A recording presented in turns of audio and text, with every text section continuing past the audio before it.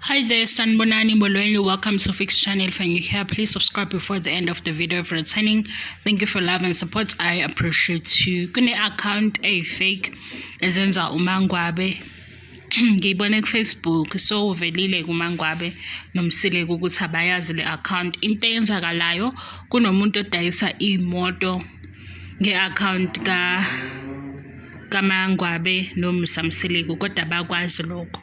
Ubhalile-ke la ngizonifundela kancane. Shuthi into eqale idala le ngoba ngibhekile ukuthi iqale nini.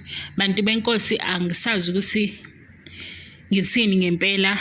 Ngihlale ngiposta telling you guys akukho izimoto esizidayisayo, but abanye still fall for this scam. I really don't know ukuthi nginixwayise kanjani good people. Ngiyazama ukuze ningalahlekelwa imali.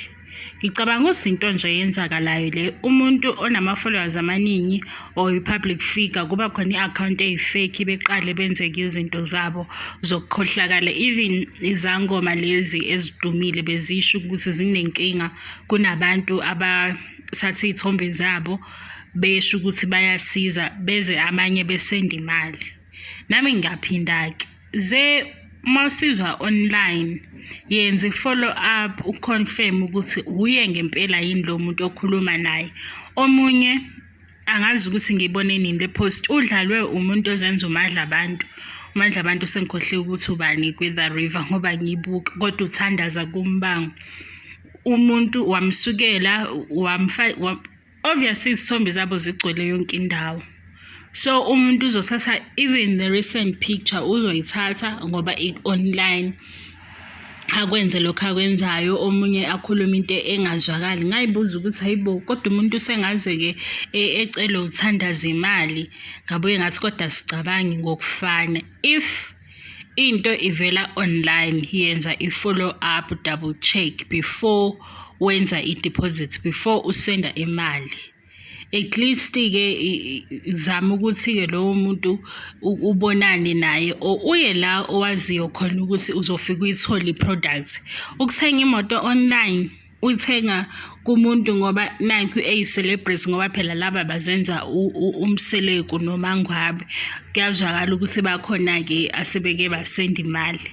Hamba uye la uzofike uyibone imoto khona, uzwe ukuthi kuhamba kanjani mase uyathenga. Nezangoma ziyasho ukuthi laba abadumile banenkinga, kunabantu abazenza bona bebahlolela into engekho, noma bethi deposita u350 or 500 ngizokwenza ukuthi. Abakwenzi lokho abanye abahloli online. Confirm ukuthi lowo muntu uyakwenza yini online, uzokwazi ukukusiza online. Kungabi uqala ngawe ngoba sewubona ukuthi isangoma esidumile siyaziwa ulahle imali. Bengaqondile ukukwanda, bengifuna ukuntshela nje ukuthi uMangwabe akamazi lo muntu owumbali Mangwabe odayisa imoto, obhizi nje, olobethi besisikhuluma emsakazweni noMseleku. Abamazi lowo muntu lowo. Uliqhubeke lelo vangeli. Umuntu ozibiza ngombali Mangwabe odayisa imoto, uMangwabe akamazi. uMangwabe unesi, unemaqaqa, okunye sokuzwa nathi mase sikuzwa. Lokho ukuthi udayisa imoto akakwazi.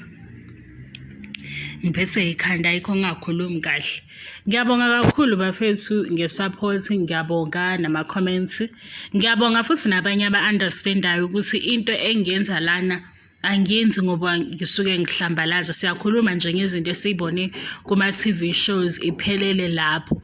Uma kukhona la engikuhlabe khona noma wezwa ukuthi angikhulumanga kahle, ngiyakwamukela futhi lokho, ngizoxolisa kuleyo ndawo. Kodwa nje uzukubeka ekhanda ukuthi noma ngabe ubani engiyokhuluma ngaye, ngoba phela baningi, noma ngabe ubani. And I understand ukuthi abantu banama-followers, amanye ama-followers awa-understand ukuthi kukhulunywa ngezinto ezingafani. Ngeke kuhleze kushiwo okuhle kodwa futhi uma kushiwo okubi sikusho ngoba ikhona indawo yokulungisa. Asisholo ukuthi lowo muntu sesiyamhlambalaza. Ngiyabonga nje kulabo abayi-understandayo leyo part ukuthi ibalulekile, nokuthi ukuhlonipha-ke kubalulekile.